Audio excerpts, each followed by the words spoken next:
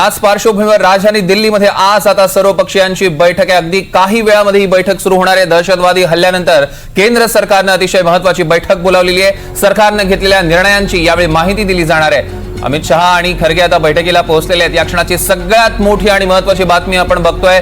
दहशतवादी हल्ल्यानंतर आता सरकारने अत्यंत महत्त्वाची बैठक बोलावली आहे। केंद्र सरकारने सर्वपक्षीय बैठक बोलावली आहे आणि यात सर्वपक्षीय सहभागी होणार आहेत। सरकारने जे काही निर्णय घेतलेले आहेत त्या निर्णयांची माहिती यात दिली जाणार आहे।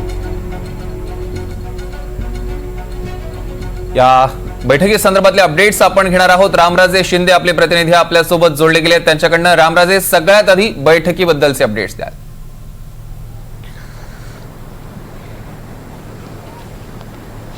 बिल्कुल 6 वाजता ही बैठक असणार आहे। यामध्ये मल्लिकार्जुन खरगे असतील, राहुल गांधी असतील आणि राहुल गांधी हे संसदेचे जे सुरक्षाची समिती आहे त्याचे सदस्य पण आहेत आणि त्यामुळे सीमालगतच्या देशाबद्दल भारताची नेमकी भूमिका काय आहे या संदर्भामध्ये सुद्धा यामध्ये चर्चा होणार आहे। आणि जे काही प्रश्न उपस्थित केलेले आहेत, अनेक विरोधकांनी प्रश्न उपस्थित केले आहेत वेगवेगळ्या पार्टीमधील, त्यांनी प्रश्न उपस्थित केलेले आहेत की या हल्ल्याच्या संदर्भामध्ये आणि सरकारवर, तर त्यावर सविस्तर उत्तर जे आहे ते दिलं जाणार आहे। परंतु या बैठकीला जेडीयू आणि शिवसेना हजर राहणार नसल्याची माहिती मिळते आणि कोणत्या कारणामुळे हजर राहणार नाहीयेत त्याचं उत्तर मात्र अद्याप आलेलं नाहीये। परंतु अतिशय महत्त्वाची बैठक आहे, देशाच्या सुरक्षेच्या संदर्भातची ही बैठक आहे आणि जे प्रश्न आहेत विरोधकांचे, ते प्रश्न जे आहेत त्या सर्व शंकेचं निरसन जे आहे ते या बैठकीच्या माध्यमातून केलं जाणार आहे। कारण यापूर्वी आपण पाहिलेलं की सोशल मीडियाच्या माध्यमातून एक्सवरून केंद्र सरकारवर टीका करणं किंवा